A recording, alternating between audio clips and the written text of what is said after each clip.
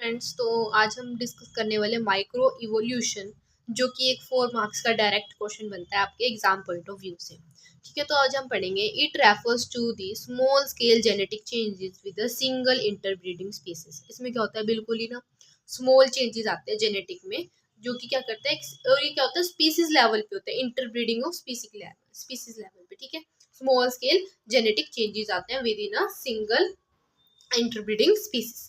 The change in the frequency of the gene variation, क्या होता है इनमें जनरली जीन फ्रीक्वेंसी में चेंज आता है। जीन वेरिएशन में जनरली एलएल फ्रीक्वेंसी बोल सकते हैं ज़्यादातर हम, विद इन अ पॉपुलेशन उसी में चेंज आता है। In this speciation occur by minute changes, बिल्कुल माइन्यूट चेंज होते हैं, और ये क्या कर सकते हैं कि लार्ज डिफरेंस क्रिएट कर सकते हैं। क्या कर सकते हैं, एक लार्ज डिफरेंस क्रिएट कर सकते हैं।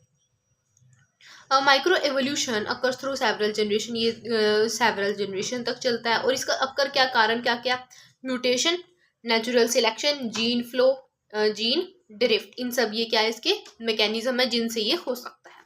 Micro evolution studies are based on the, किस पे बेस्ड होती है, मॉलिक्यूलर एक्सपेरिमेंट्स पे ये क्या होती है जनरली बेस्ड होती है। मैकेनिज्म्स ऑफ माइक्रो इवोल्यूशन, अगर हम मैकेनिज्म देखें माइक्रो इवोल्यूशन के तो क्या क्या है, सबसे पहले हमने पढ़ा जीन म्यूटेशन। म्यूटेशन का मतलब क्या होता है, जीन में थोड़े बहुत चेंजेस आना। ठीक है, it occurs due to the change in the structure of gene, structure of gene in the some members of the population. अगर हमारे पास कोई स्पीसीज है, स्पीसीज की पॉपुलेशन है, ठीक है, और उसमें म्यूटेशन में चेंज आ जाए तो वो क्या आ जाएगा, जीन म्यूटेशन। ये क्या हो सकता है, अबनॉर्मल हो सकता है, डुप्लीकेशन भी हो सकता है, या फिर क्रोमोसोमल का नंबर क्या हो सकता है, इंक्रीज हो सकता है। और ये क्या हो सकता है, 3 टाइप से हो सकता है, स्पॉन्टेनियस, इंड्यूस, या फिर फिजिकल केमिकल रेडिएंट से भी ये हो सकता है। नेक्स्ट हमारे पास रिकॉम्बिनेशन ऑफ जीन्स। रिकॉम्बिनेशन क्या होता है, जैसे सेक्सुअल रिप्रोडक्शन में जनरली हमारे पास क्या होता है, एक्सचेंज ऑफ जेनेटिक मटेरियल होता है। उसके बाद क्या होता है, क्रॉसिंग ओवर होती है, जिसकी वजह से रिकॉम्बिनेशन ऑफ जीन अकर्ड होता है, और इसकी वजह से डिफरेंट डीएनए आता है, और एक न्यू कॉम्बिनेशन का प्रोडक्ट होता है, वो भी क्या करता है, माइन्यूट चेंज कर सकता है।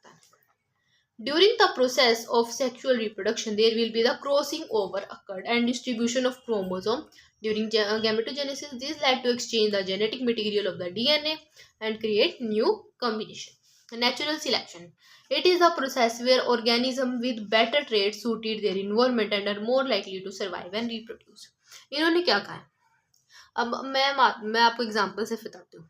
कोई हमारे पास बैक्टीरिया, हमारे पास इन्वायरमेंट का जो रूम टेम्परेचर है वो हमारे पास 45 to 50 डिग्री सेल्सियस तक है। जो जनरली बैक्टीरिया उनका नॉर्मल, उनका अगर हम बॉडी टेम्परेचर देखें बैक्टीरियाज का, वो कितना 35 to 37 है। बट एक बैक्टीरिया में ऐसी वेरिएशन होगी कि वो 40 से 45 से 50 तक अपने आप को अडेप्ट कर सकता है। तो जिनका 35 से 37 तक होगा वो तो मर जाएंगे, क्योंकि उनका टेम्परेचर कुछ और है और बॉडी टेम्परेचर कुछ और है, वो अपना क्या कर सकते हैं, नहीं सूट हो सकते।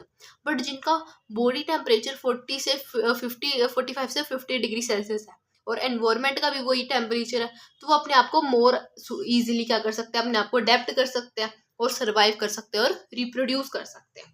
यही है, it is a process where organism with better traits suited to their environment and are more likely to survive and reproduce. They are more fit organisms, both by phenotypically and genotypically are favored by nature. Speciation. Over long period of time, many generation, useful variation accumulate and produced called decent population, having more chance of survival than their parents. इसका भी वही same example है कि बहुत time तक, many generation तक, कि कोई डिसेंट अच्छे वाली वेरिएशन आई होगी, उसका ज़्यादा चांस होएगा इन्वायरमेंट में, ताकि वो सर्वाइव कर सके as compare to their parents. अब अगर हम आज इसके एग्जाम्पल्स की डिस्कस करें, हमारे पास जो एग्जाम्पल्स है वो फर्स्ट है एंटीबायोटिक रेजिस्टेंस। बैक्टीरिया अपने आप में क्या कर सकते हैं, अपने आप को सर्वाइव करने के लिए एंटीबायोटिक रेजिस्टेंस हो सकता है। Bacteria evolve resistance to antibiotic because the bacteria that survive a drug treatment pass on their resistance gene to the next generation. अब ज़्यादातर रिसर्च वगैरह क्या होती है, बैक्टीरियाज पे होती है, उनको ड्रग्स दिए जाते हैं, ठीक है, ताकि वो क्या कर सके, रेजिस्ट कर सके कोई भी केमिकल से।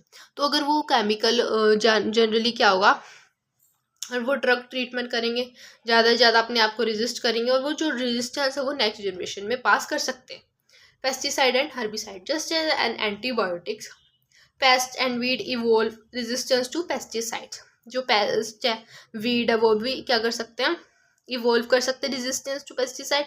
मॉस्किटो ने अपना रेजिस्टेंस किससे किया, डीडीटी से। और एक हमारे पास है व्हाइट फ्लाई जो कि रेजिस्टेंस करती है कुछ पेस्टिसाइड से।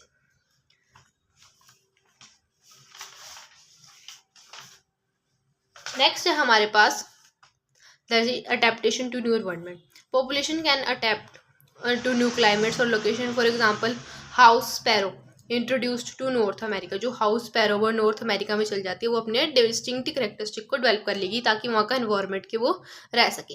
अब change in colour and shape, the population of beetles where the frequency of genes of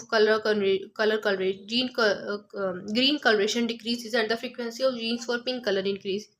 इन्होंने क्या कहा है, हमारे पास कोई बीटल की पॉपुलेशन है, उसमें वो बीटल क्या कर रही है, अपने आप को अपने ग्रीन कलर कम करते जा रहे हैं और पिंक कलर में अडेप्ट हो रहे हैं। क्यों? क्योंकि जो वहाँ पे उनका प्रेडेटर है, उनको खाने वाला, वो ग्रीन कलर वाली बीटल्स को ज़्यादा खाता है, इसीलिए वो अपने आप को क्या कर पिंक कलर में अडेप्ट कर रही है। ये जनरली माइन्यूट एवोल्यूशन में आता है, माइक्रो एवोल्यूशन में आता है, जीन लेवल पे होता है सब कुछ। Artificial section creating different breeds of dogs और टाइप्स ऑफ क्रॉप्स करते हैं हम फॉर आवर डिजायर ट्रेट्स। ठीक है, तो आई होप आप सबको समझ आया होगा। Thank you.